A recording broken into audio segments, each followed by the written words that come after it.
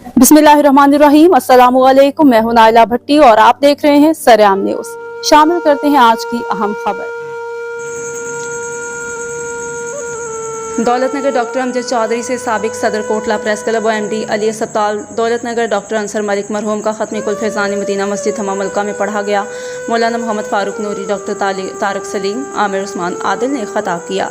सैयद पीर सफ्तर हुसैन शाह कादरी ने दुआ कराई। ख़त्म कुल में जिला भर में से सहाफ़ी बरादरी, मुमताज़ सियासी व समाजी कारोबारी, मजहबी शख्सियात समेत इलाका भर से सैकड़ों मुअस्सिसीन इलाका ने शिरकत की।